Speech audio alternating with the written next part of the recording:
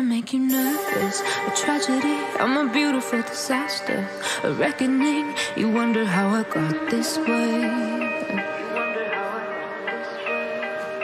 You think I'm someone to be saved, someone to clean up and tame. Oh, some things never change, never change. You think I would look pretty on your arm once you cover up my bruises and battle scars, but it always ends the same. Can't bear the things I've had to face, got you crying on your knees in pain. Oh, some things never change, never change. You'll break your back to make me feel again, suffocate to make me breathe again, lose your mind from endless pain. Some things never change, never change. Redemption ever came. I stopped asking for forgiveness, cause you should know only fools tread where the angels fear to go, but you keep trying to get too close. Save myself by turning into stone, so save your judgment cause you just don't know. But some things never change, never change. They say I should feel guilty and change my ways, leaving crumpled bodies in my wake. Swear I didn't. Alright then, lads, welcome back to Cossy's Arsenal podcast. My name is Cossy. Good morning, good afternoon, good evening, wherever you are in all parts of the world. Welcome back to another episode, another brand new video, another brand new live stream. We are going to be interacting around Arsenal stuff and around Arsenal stories. We will be discussing Fabrizio Romano coming out and confirming what our transfer plans in January. What are they? He has actually told us, he's actually revealed what Arsenal are going to do in this January transfer window, and we will discuss all the targets around that area. I'm not even gonna tell you, lads, unless you smash that like button. And of course, we'll discuss the situation between Pierre-Emerick Aubameyang. ESPN again have written a beautiful article, highlighting whether Pierre-Emerick Aubameyang still has a chance at Arsenal Football Club. We'll get through that article and try to make sense of it. We'll also discuss the possibility that Arsenal we'll try to go for Saul Niguez. Look, interesting stuff there. Very, very interesting because it looks like Saul is out of favor. I don't know how such a top player became out of favor within a very, very short period of time. But what I can confirm is that the rumor is there. Saul Niguez linked with Arsenal. It's kind of a flop, I'm going to say. It's really, really kind of a flop. But we'll talk about that later on and dive into, much of that. What is happening around the club. Of course, our UCL hopes, of course, we will be also diving into that a little bit. And I will be asking you whether you think we will go back to the Champions League with this kind of form that we are in, and our opponents, the likes of Spurs, already starting to lose points and lose ground. Smash a like on the video, a humble request. Make sure you do that. Whenever you reach my videos, make sure you just smash a little like on the video. Down below, there is a thumbs up and a thumbs down. If you're in your mobile, make sure you close the live chat. You'll be able to see the like button. Make sure you press on it. If you're in your computer, it's just below the video. Make sure you do click on it as well. And then down below there is a subscribe button where we are trying to get to as many subscribers to build the family. We need to be a respectable family, and of course, to be a respectable family online, you must have the numbers. So make sure you hit the subscribe button as well. So a couple of stories are actually making rounds around Arsenal, and that is what we are here to discuss this evening, right? So of course, you could just type good evening Cossy to make me to let me know how you guys are doing. And of course, if you're not doing well, let me know the reason why. Let's get our party started, right? So to start the party, let's start off with Fabrizio Romano, who has actually come out on the transfer. It's called the Here We Go podcast. I was about to say the transfer Here We Go podcast, but it's called the Here We Go podcast. He's actually come out and say that when it comes to Arsenal, their priority, what they're looking at in January is a midfielder at first. They want a striker. I can't confirm that they want a striker, but their priority, what they want is a strike. What they want is a midfielder. They're looking at very, very many midfield options, and that is their plan this January. He also said that for a striker, we might go in January, but if opportunities do not let themselves down, we will not actually force it. It will come in the summer. So we're going to be discussing all the potential moves that we can actually make happen or materialize in January, which is harder, which is easier, which is important, which is less important. And of course, we'll try to, we've always compared these players, but in this time, we're going to compare them on the basis that at least one of them will be joining the club. So the names we're going to be discussing, and let me know which midfielder you would really love to see at Arsenal. I'm not going to discuss any name that has not been linked with the club in the past 2 weeks. So if a player has not been named in the past 2 weeks, I'm not actually going to be naming them in my in my potential midfield option. So it's going to be, therefore, Gini Wijnaldum, one of them. We'll discuss Gini Wijnaldum and the possibility. Of course, PSG there are already they are ready to let him go. So we're gonna be discussing Gini Wijnaldum, number 1, Guido Rodriguez, number 2, Melo, number 3, Renato Sanches will come in fourth, because we will dive into what we need and what exactly we should be looking for in the midfield, in terms of the midfield. And also I will go and choose one Premier League player.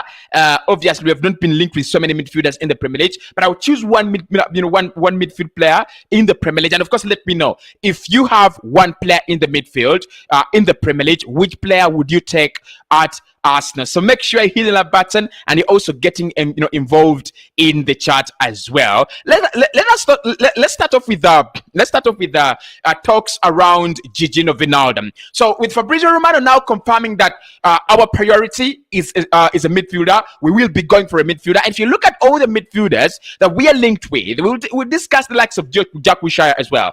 But if you look at most of the midfielders we are linked with, first and foremost, I'm going to say all the stories are coming in from genuine sources. If there is a story that I think is not actually coming in from a very, very genuine source, it is the story of Frenkie de Jong. Because again, Frenkie de Jong, if you look at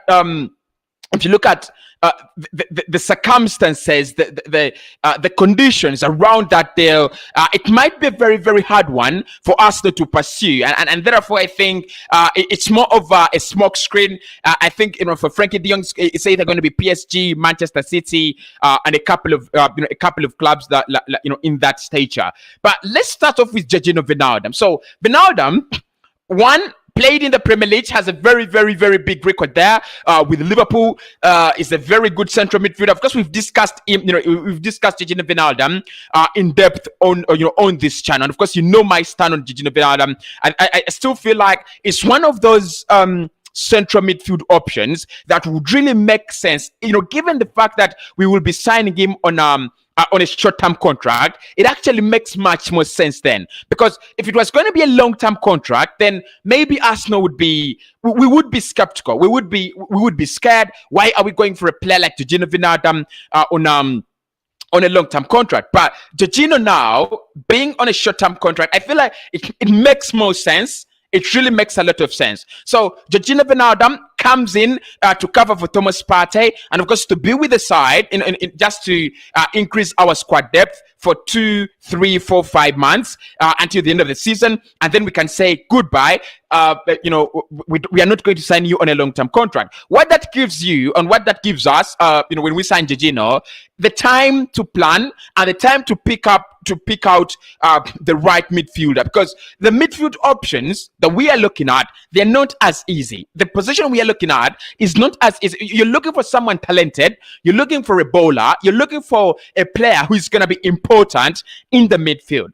I mean, with all due respect, even central midfielders are really, really important. But how many times have you had central midfielders, taking up the news stories, the headlines? It's either Kevin De Bruyne, it's either Yuri Telemans, it's either Renato Sanches, it's either Luka Modric or Toni Kroos. So central midfielders, their importance is that just look at Dortmund. I mean, players like Mahmoud Daoud, you literally hear from them. It's either Jude Bellingham or someone like Toganaza or someone like that. So, and I think the importance of the central midfielder at Arsenal is really visible. I've spoken about that in the second 6 things we learned from each of the last 3 games we played. And I said we need a central midfielder. Gini Wijnaldum could be a very, very perfect fit. I think he's strong. He's played in the Premier League. He's got the experience, and on top of that, he's got what I want: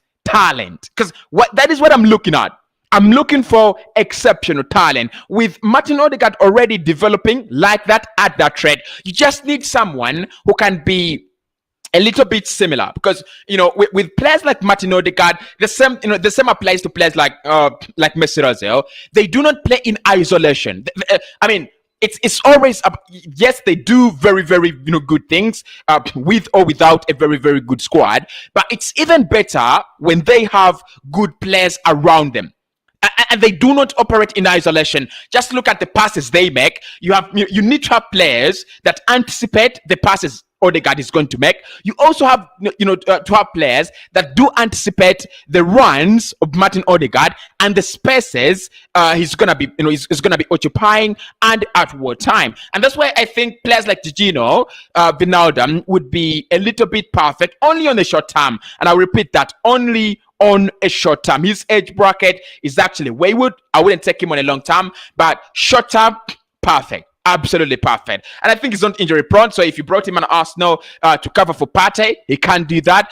If Lokonga gets well from the current situation he's actually suffering from, because he tested positive with Pablo Mari. So if Lokonga partners Gini Wijnaldum or Xhaka partner with Gini Wijnaldum, I still feel like we will miss Thomas Partey when Xhaka plays with Gini Wijnaldum.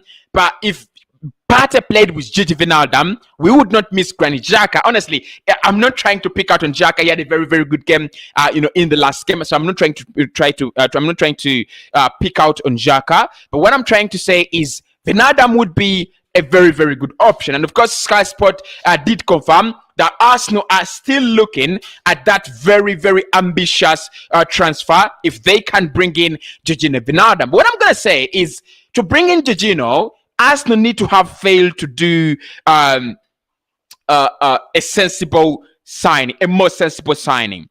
Gini Wijnaldum signing is sensible, but if that should only come if we fail to get Renato, if we fail to get Melo, and if we fail to get maybe look, I would take Gini over Guido Rodriguez. Honestly, I would take Gini over Guido Rodriguez. So I think Gini, for me, comes in only after we fail to get in someone who can occupy that place on a long-term deal.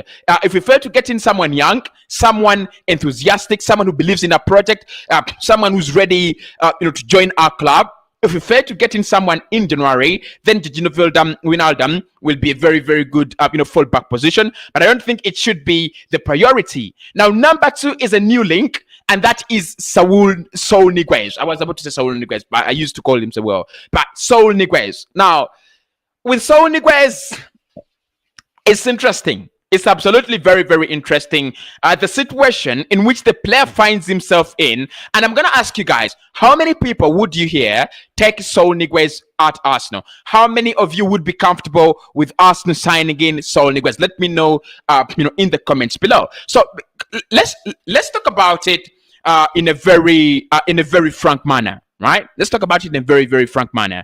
When Saul Niguez was one of Atletico Madrid's best players before they signed in Rodrigo de Paul. So when they signed in Rodrigo de Paul, they had to let go of one midfielder, and apparently it was Saul Niguez.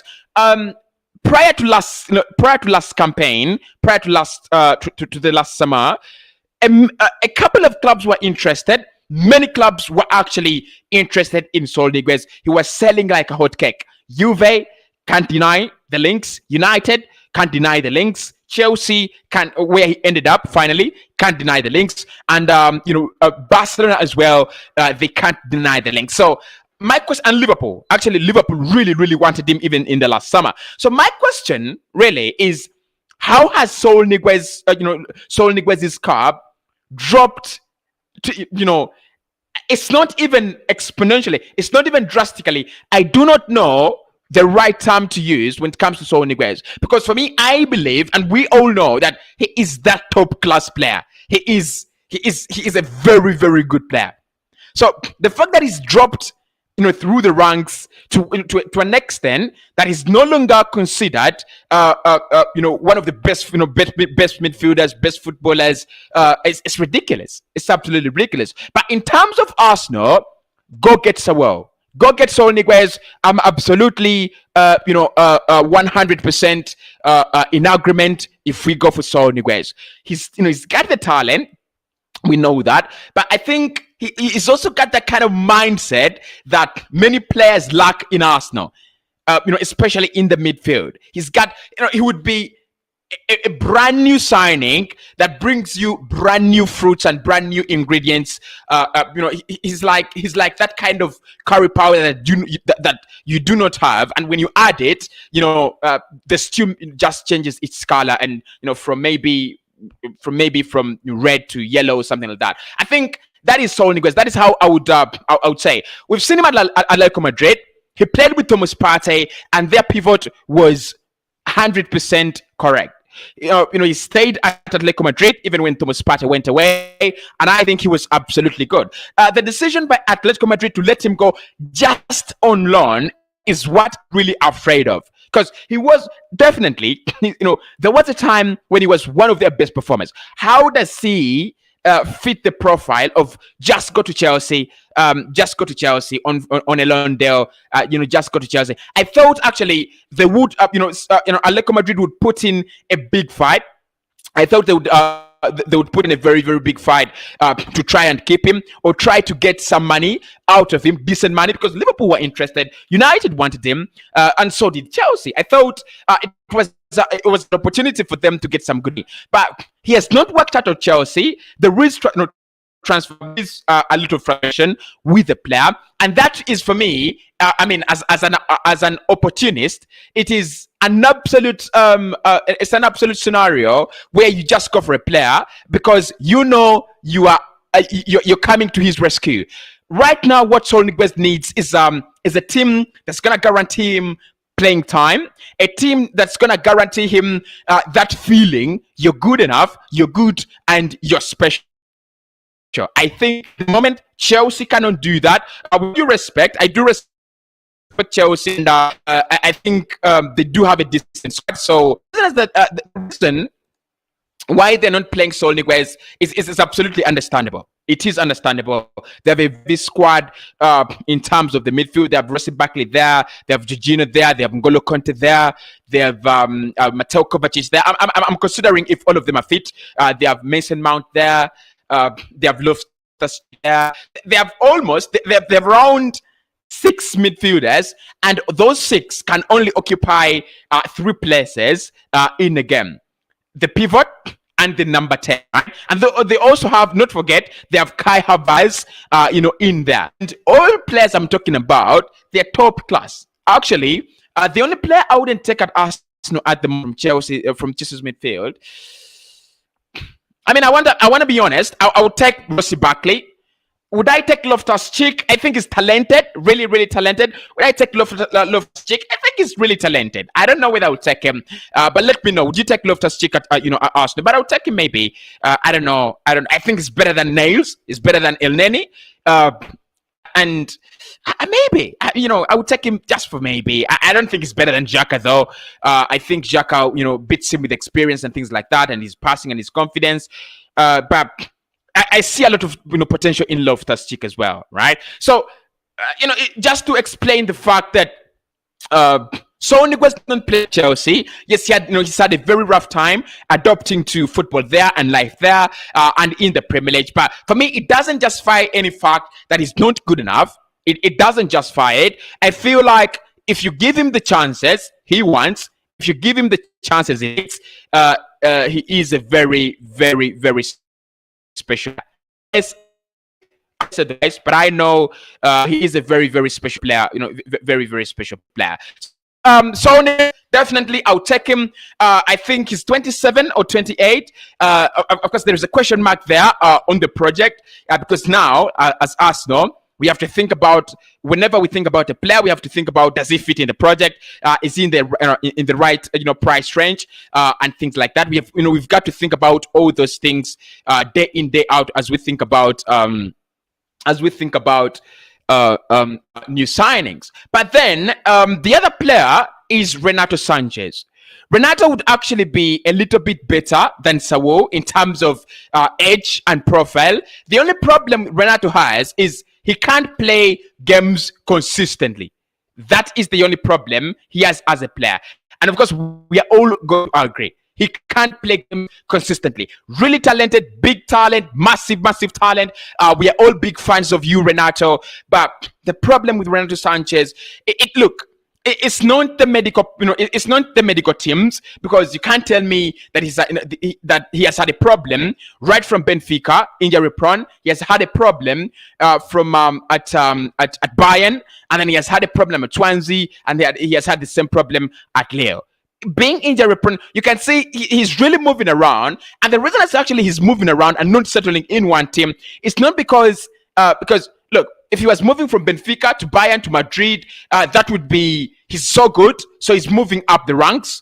But he's moving from Benfica to Bayern to Swansea to Lille, so his career is in jeopardy, right? It actually is in threat of jeopardy, right? Unless he can get his his injury record right. I really fear for him because he's a very, very good player. Very good player. But I'm gonna retell you. I'm gonna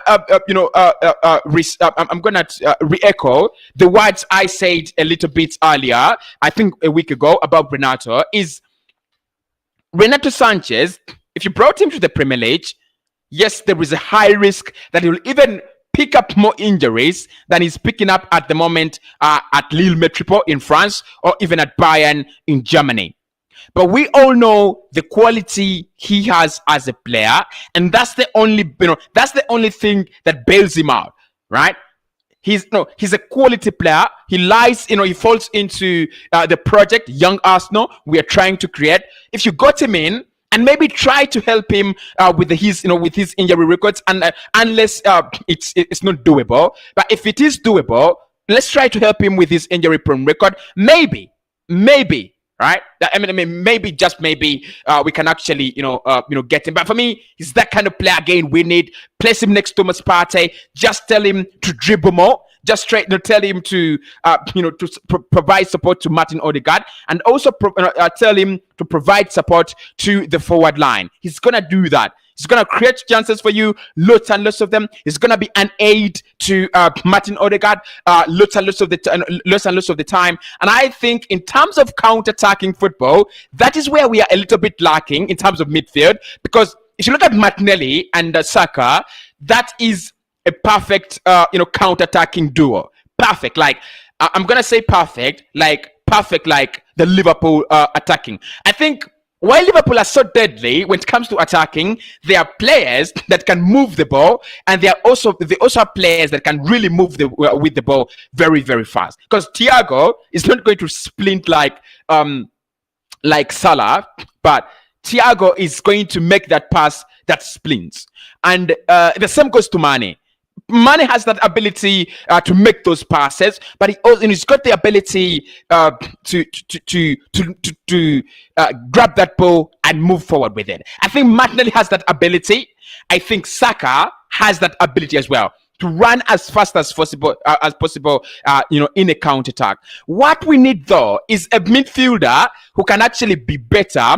Not only at passing, because there are times when your wingers are running in spaces, but they have not found the right footing yet. They have not found. They're not yet in the right spaces. What you need to do is you have to run with the ball at a very, very big speed, and you have to run with it, intelligently. I think that is what that is where, for me, Renato beats Saul Niguez, and maybe Gini Wijnaldum, because again, Wijnaldum is one of those players that are just gonna have the ball in the midfield, try to create a difference.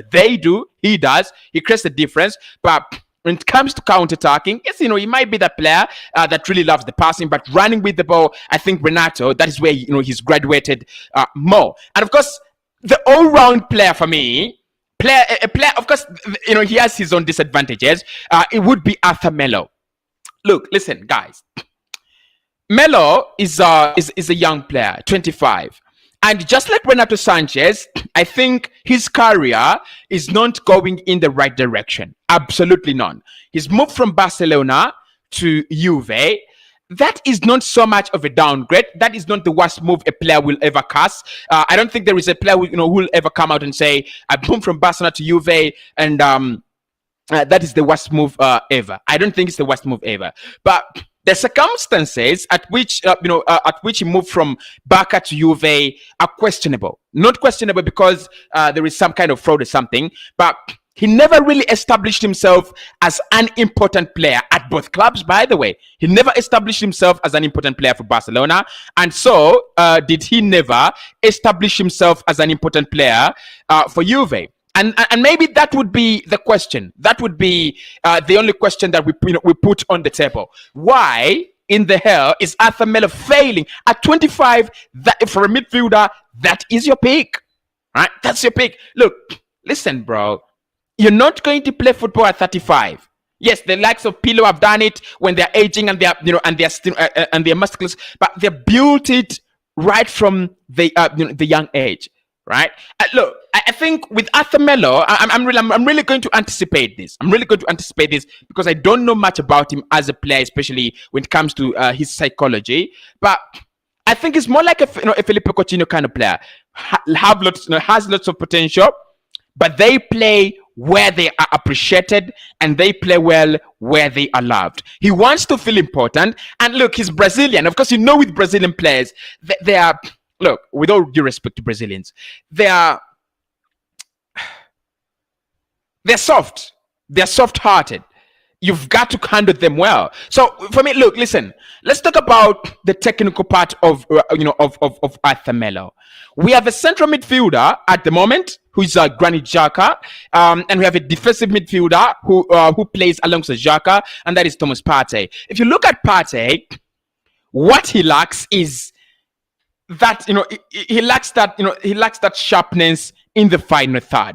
What he is missing is a partner who is that good in the final third, and I think that is where Arsenal get it wrong when we play Partey and some other very, very defensive kind of player.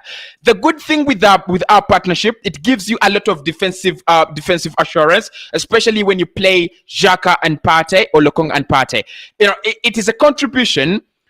When you look at how good we are defensive wise, it is not by mistake.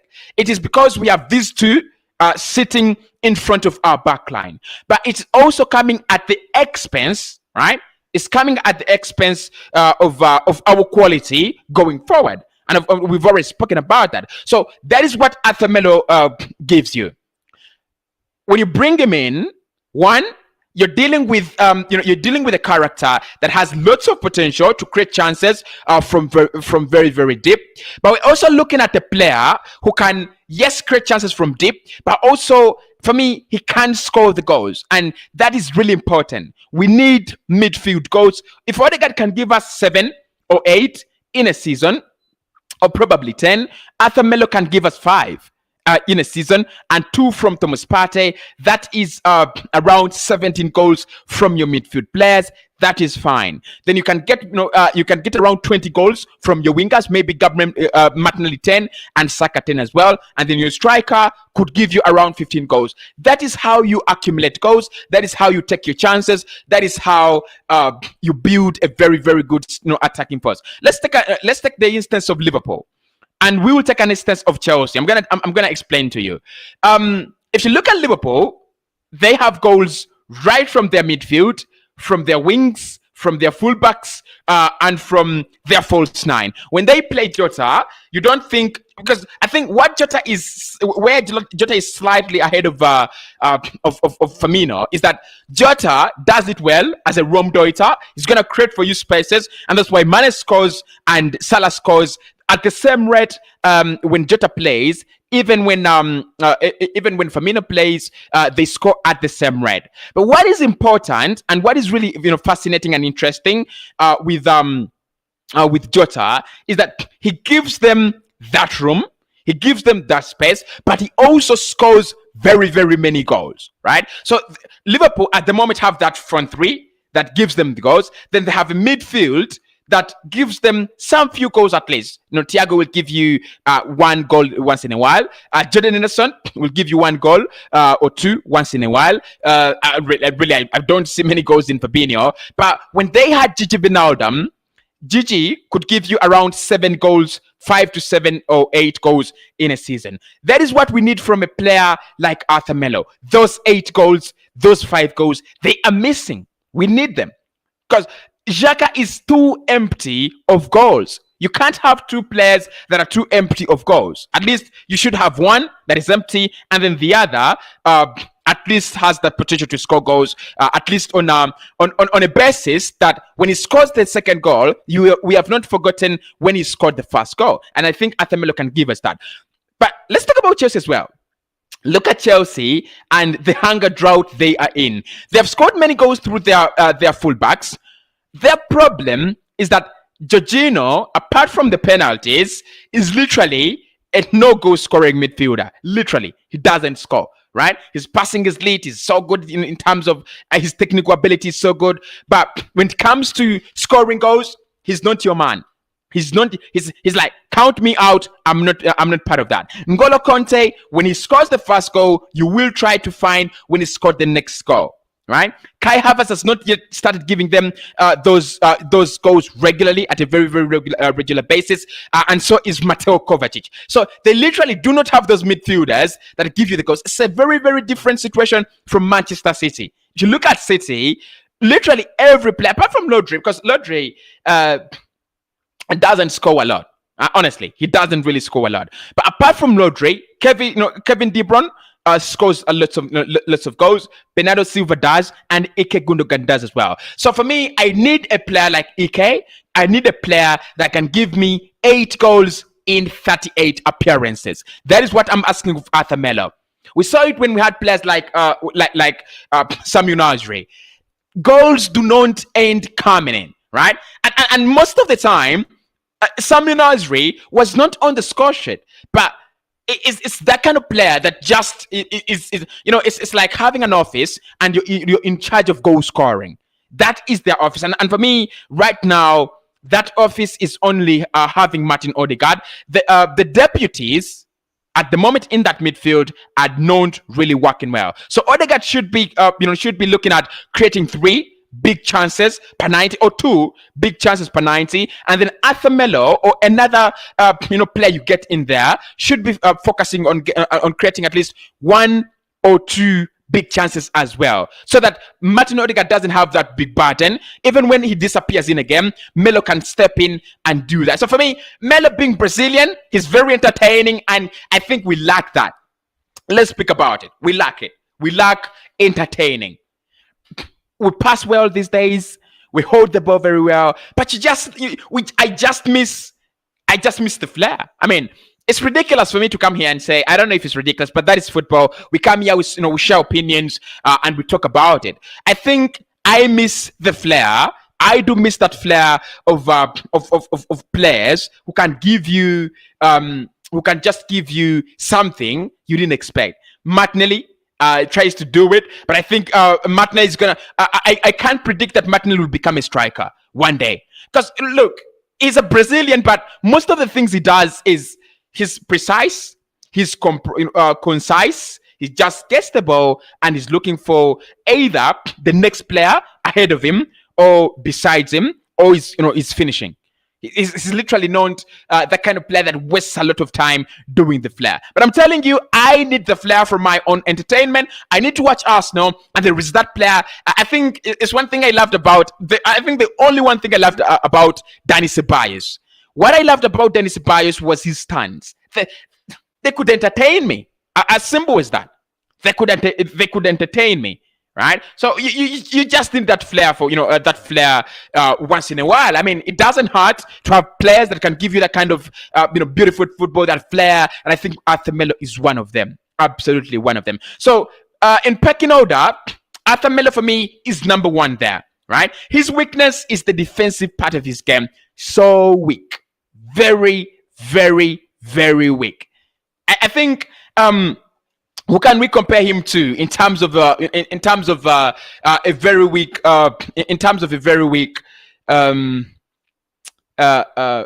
don't know who we can compare him to, because his defensive part of the game is so weak, very, very weak, that if you played him alongside Thomas Partey, it would be like you're playing a 4-1-4-1. Even if it is a 4-4, a 4-2-3-1, or a 4-3-3, it would be like more like a 4-1-4-1.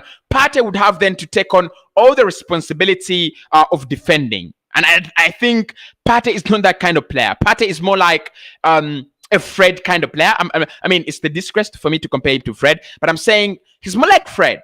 He works a lot. He covers a lot of ground. When it comes to carrying that ball forward, he's your man.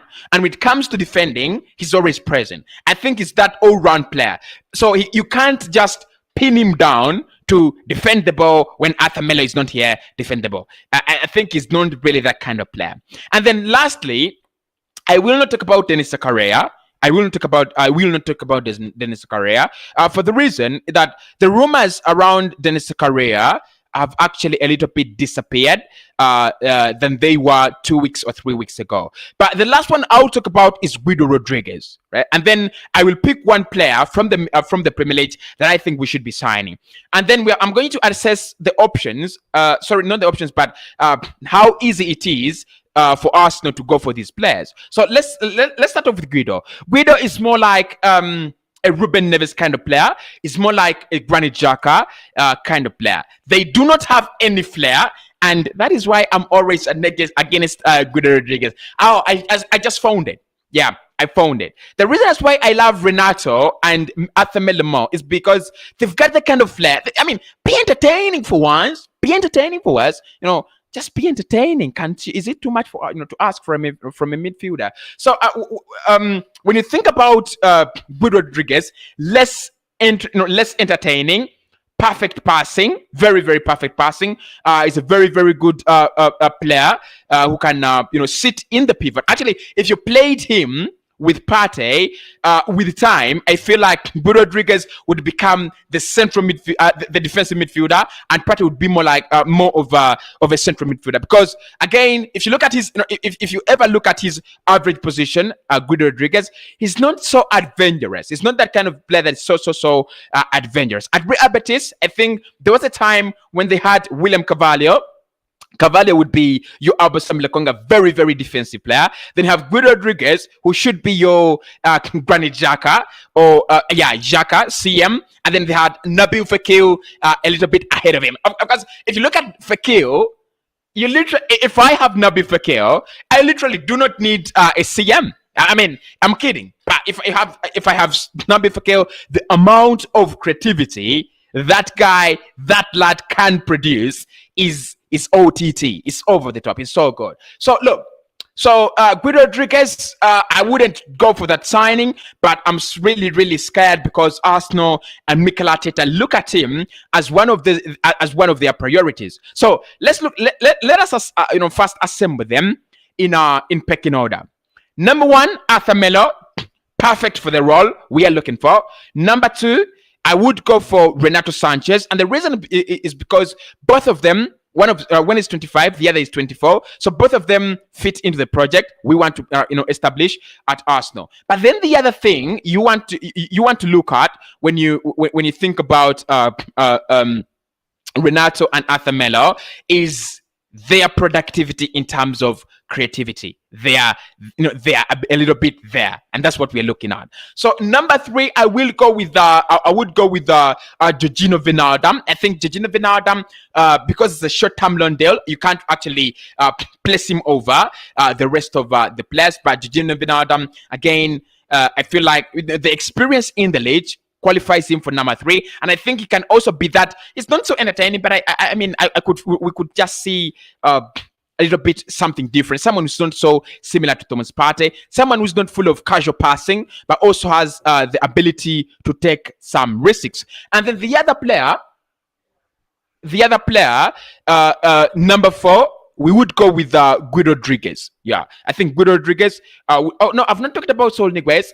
Saul Niguez comes in position 3, because he's a little bit older than Renato and Arthur Melo. So in position 3, I would go with Saul Niguez. I think it would be a good signing and very, very cheap as well. 4 is a loan deal for Gini Wijnaldum, and then 5 it would be a permanent deal for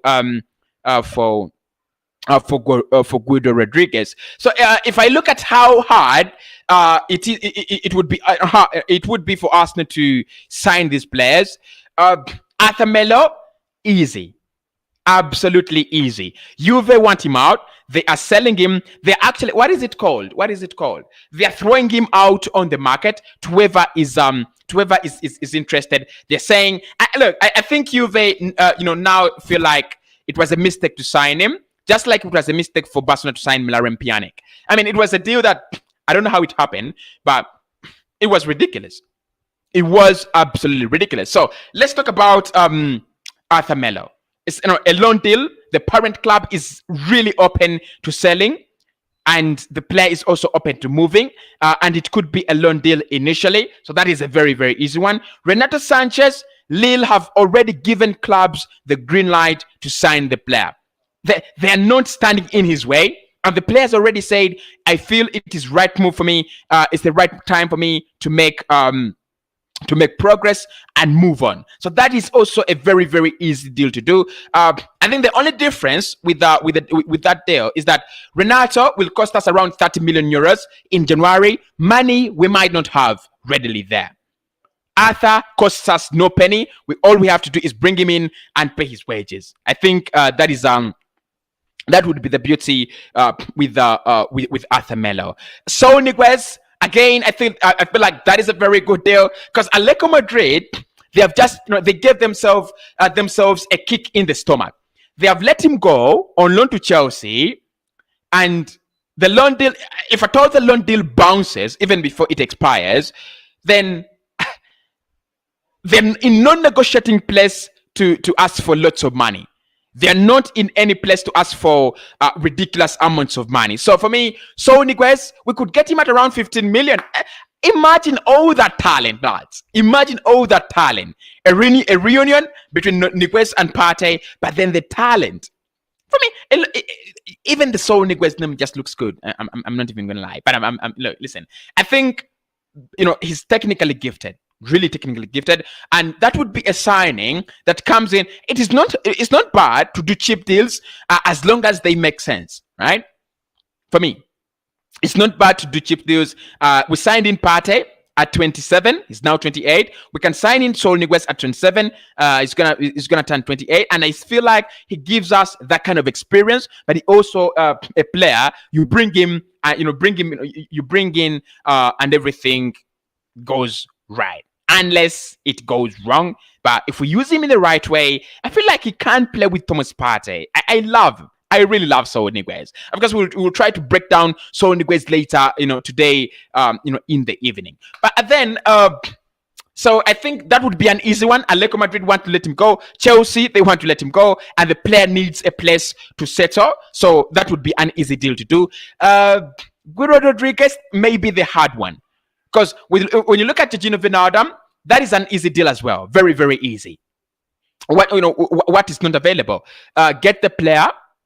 PSG want him out. They are willing to offer him out on loan. The player also wants a place where he's going to play regular football so that he can actually prepare for the World Cup. Get him in. get him in if we can't if we can't find a permanent solution right now. And then the last one is Guido Rodriguez. Real Betis seem like because among all those players, Guido Rodriguez is the most important for his team. I think Renato as well, but Renato's India record could be a little bit damaging to his role at Leo. But for Guido Rodriguez, very important, very important. And the official inquiry we actually put in has not received any response, but it is highly likely that they will bounce it. Yeah, it is highly likely that the likes of Real Betis will bounce it, because they feel like the play is important, and if he's gonna leave, it should be in the summer. So, who is your midfielder, lads? Which player would you love to join us in the midfield? Now, still talking about midfielders, let's talk about Lucas Torreira. Because let me just get the story, just a minute. The story I've been looking at around Lucas Torreira shows that Fiorentina are 100% sure that they want to sign a player. Interesting. Yeah, interesting. So finally, Lucas Torreira will have somewhere to play football, somewhere he calls home, somewhere he feels wanted, and somewhere I think, because this is the story. Arsenal will okay, listen to this. Arsenal definitely have strong hands when negotiating with Fiorentina for Vlahovic, as they want Torreira. We are also strong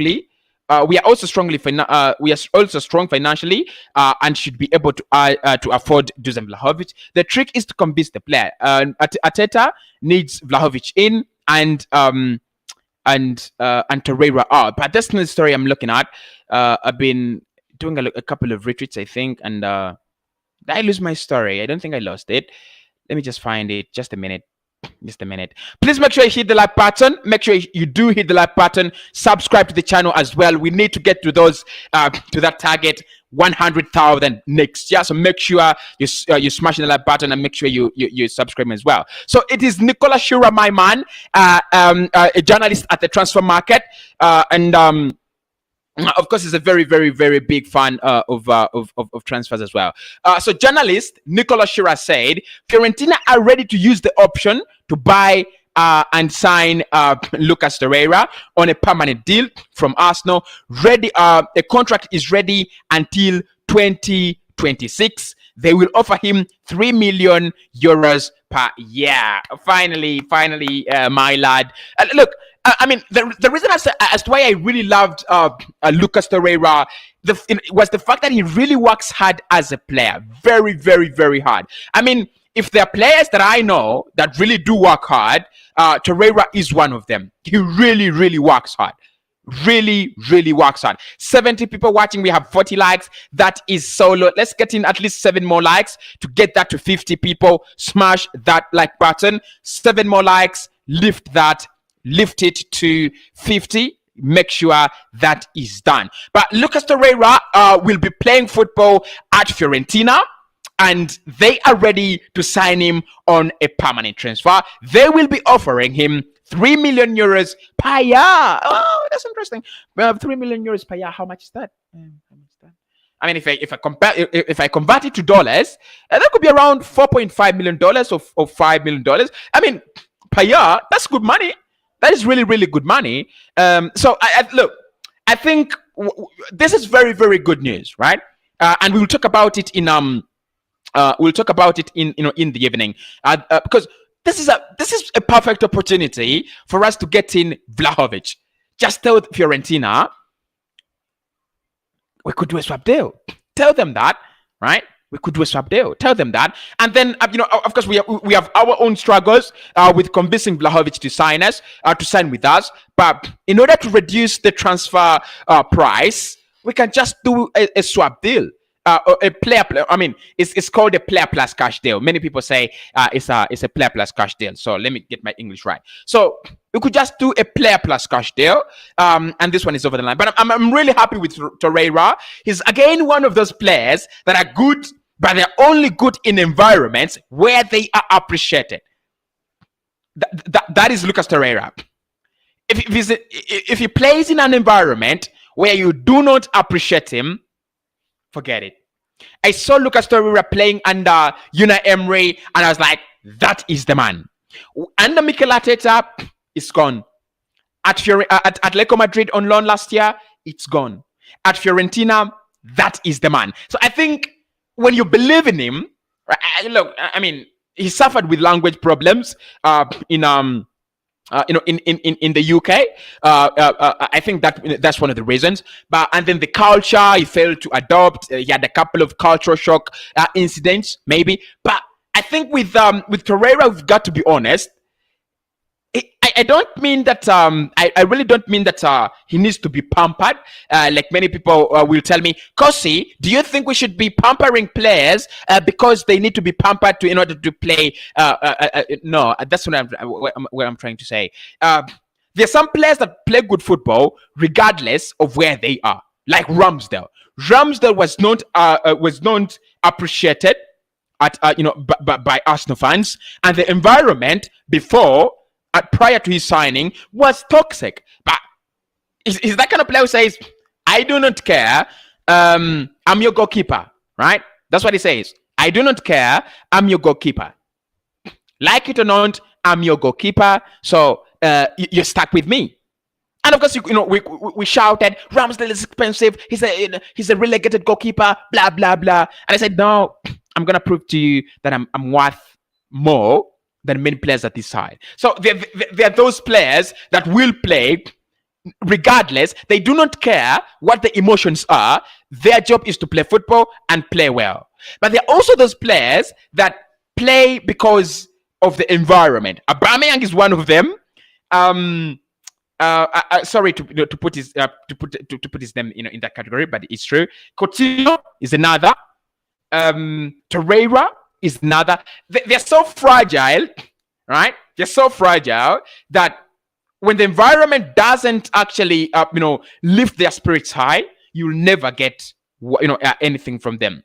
But when the environment is right, and that's why you see Aubameyang, when things are going so right, he plays with a smile. When things are going so wrong, his attitude, he's dreadful, he's outrageously negative and things like that. So Torreira, congratulations to my man, and I hope Arsenal do not miss this opportunity for the player. I hope we do not miss the opportunity for the player in that regard. Right. So in the other stories that I would love to discuss, Vlahovic.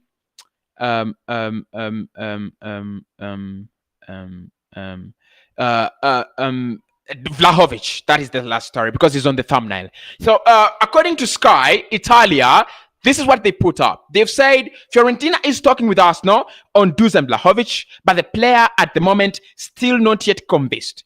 However, a deal with Juventus is very complicated. In addition to the high price of the player, his agent is also requesting for a high commission. Kick them out.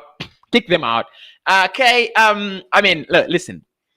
I don't know why Juve feel like they should be signing every good player around in Italy. I don't know who gave them that right, but they're absolutely wrong about it. They're so wrong. They're so wrong. I hate them. I just hate them. We're at 51 likes. Thanks, everybody. Make sure you hit the like button. Let's get them at least to 55. 4 more likes to do that. 4 more likes to 55. Absolutely massively appreciated. So, look. My concern with Vlahovic is, how do we get him to accept the project? Sky, if the moment Sky Sport come in to confirm, right? Of course, Romano. For me, Romano is as credible as Sky, because when Sky are looking for the latest confirmed rumors, who they bring in? They bring in Onstein, and they bring in they also bring in Di Marzio, and they bring in Fabrizio as well. But of course, they should be bringing Charles Watts as well, because I think Charles Watts is a very, very credible guy. But I know someday he will be on Sky, right there, my man. But I think it is serious. It is now serious, because Sky are saying Juve and Arsenal are battling for the player. Arsenal are talking to Fiorentina. And it seems like there are no impediments, right? There are no impediments when it comes to Arsenal and Juve. There are no impediments. The only problem that exists is convincing the player to agree to the project. I don't know how we do that, but we should actually do it. I mean, if we want the player, we should do it. Anu says, "Good evening, Cossy. How are you doing, Anu?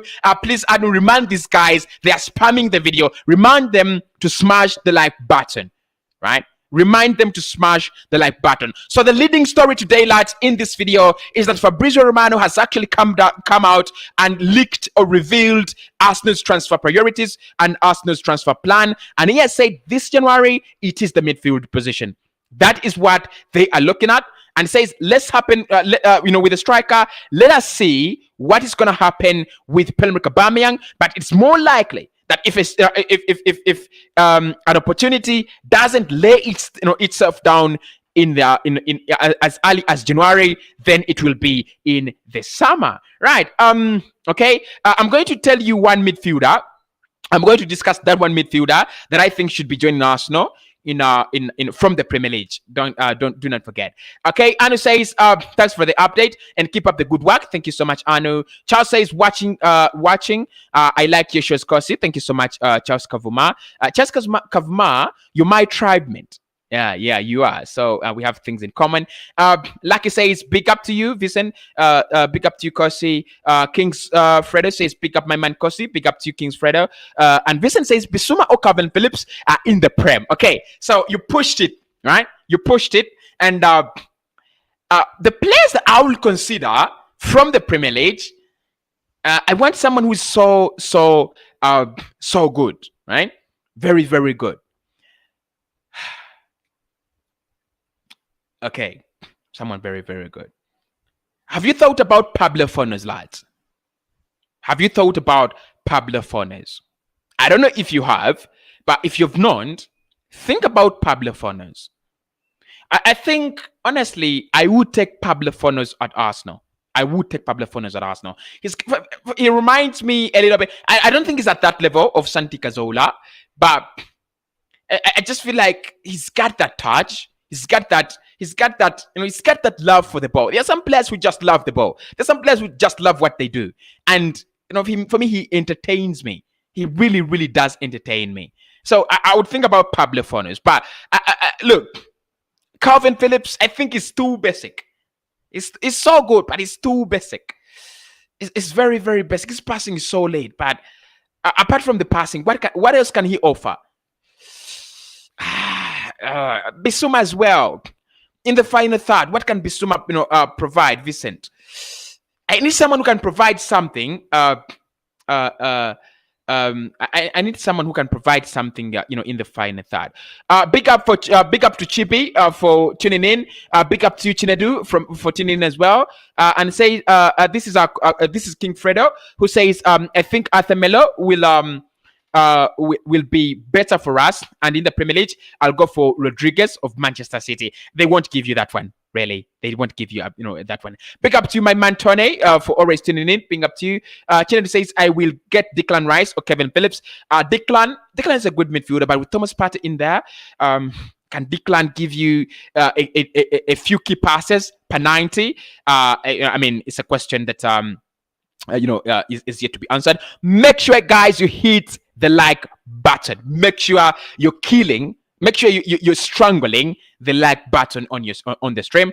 Chinadu says, I will get Declan Rice. Southern Sudan Tradition says, I think Renato could be better for us. The guy is very, very strong. I think if you're talking about in terms of managing the Premier League, I think he's so strong, right? He's very, very strong. So I think he won't struggle with the Premier League.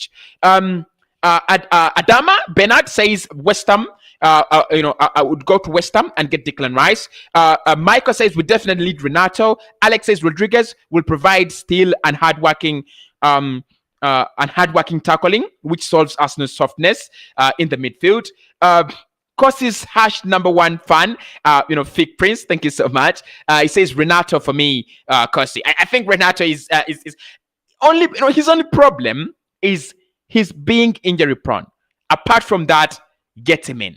Honestly, apart from that, get him in. He is perfect. Yeah, get him in.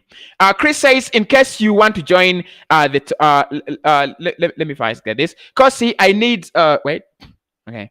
Cossy, he says, Cossy, I need help, bro. We have organized a PES mobile tournament, trying to use your site to get some participants, lads. Okay. And he says, if you want to join the tournament, hit up.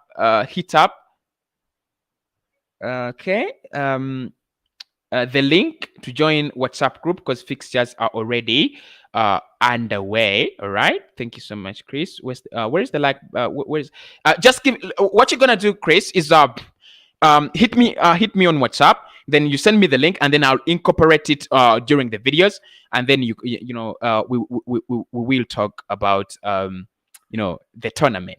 And then King Freddy says Arthur is the best. Lukman says up. Okay. Samuel says I could like Arsenal to sign Renato Sanches. Mwaka says, what about Bruno Guimaraes, lad? The lad is silent. Okay.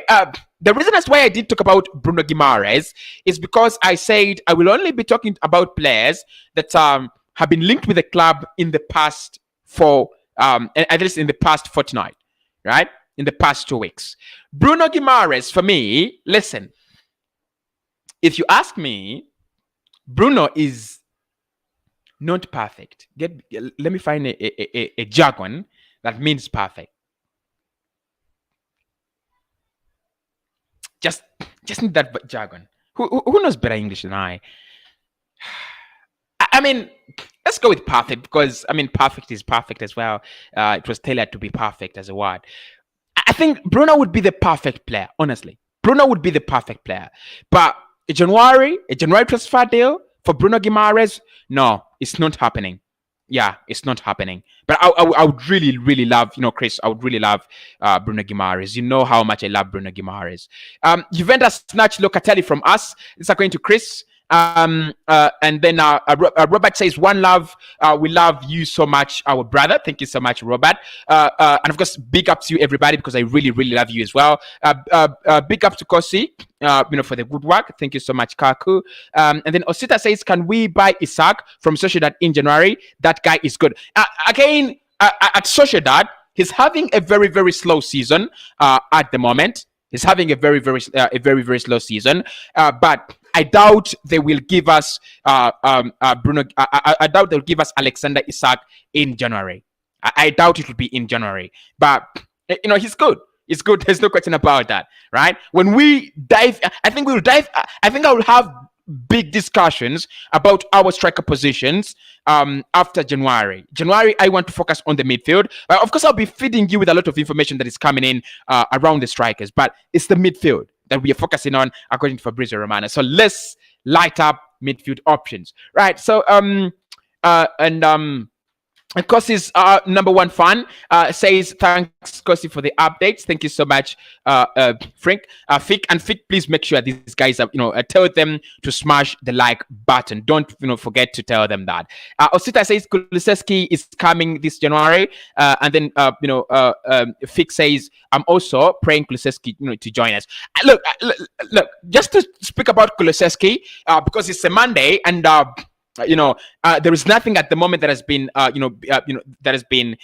confirmed as very, very, very, very progressive today. But what I know is that the player wants to join us, and there is a swap deal that is being proposed between us and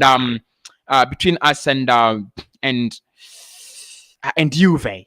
So Aubameyang to Juve, and then Dejan Kulusevski to Arsenal. It's a deal that I feel is around 55% going to happen. Because I'm going to say 55 because, one, we are 10 days away from January, and two, he's not a midfielder, nor is he a complete striker. So it might not. We might be disappointed, but I feel like it is the percentage, the ratio is 55 to 45. 45 not happening, 55 happening. I just have that strong feeling because the player wants us. There is an agreement for him to join us. We want to give him a 5-year contract. Which, let's just wait and see. Someone says Renato is very strong and he can manage to deal with big clubs like Manchester United and Chelsea in the EPL. And then Fix says Renato has has the mod field change, mod field charge. I just like it. So make sure, guys, you're hitting that button. Thanks everybody for always joining me live when we discuss Arsenal stuff and discuss Arsenal transfers. It's one thing that I really love when we discuss Arsenal. Really, I really love it when we discuss Arsenal. 80 people watching. We are at 65 likes. Thanks everybody for doing that. Hit it. Let's get them to 75 more likes. To do that, 5 more likes to do that. Let's smash the like button, people. So lastly, let's discuss as we hit the like button and we engage and I engage with you lads in the chat. Let's discuss the situation and talk around Aubameyang. And this time it is being said that Mikel Arteta would love to add Pierre-Emerick Aubameyang to the squad, but I was about to say Stan Kroenke. Josh Kroenke has a hand in Aubameyang being banished. That is the story. So let's talk about that. Let's talk about that, right? So let me find the story. Let me find the story. Where are you? Story. I will also discuss Martin Odegaard as well. I just forgotten. We are running out of time, but I will discuss Odegaard as well. So this is the Arsenal presser, and they are saying it was Josh Kroenke's decision to exclude Pierre-Emerick Aubameyang from the squad. Arteta wants him back. The three had a meeting after the Leeds game last night to resolve their differences. That is Arteta, Josh Kroenke, and Pierre-Emerick Aubameyang. However, according to the ESPN, the ESPN are a little bit more reliable than the Arsenal presser. With all due respect, with all due respect, AP. But the ESPN have said that it was a collective decision. There was collective consensus, between Vinay, Edu, Josh Kroenke, and Mikel Arteta to strip Pierre-Emerick Aubameyang of his captaincy, and whatever is happening, it is a decision following the collective consensus. So it's a little bit contradicting, right? Because the AP, the Arsenal presser, are saying Arteta wants him back in the squad. It is only Josh Kroenke who's saying keep Arteta out of the squad. Of course, he's the big man.